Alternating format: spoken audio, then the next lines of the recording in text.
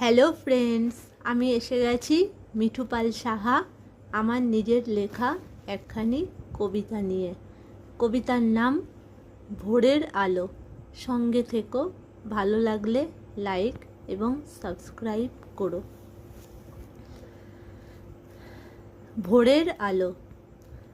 রাত্রি শেষে পূবের কোণে ওই দেখা যায় ওই আলোর আভা জ্যোতি নিয়ে ফুটলো বুঝি সই।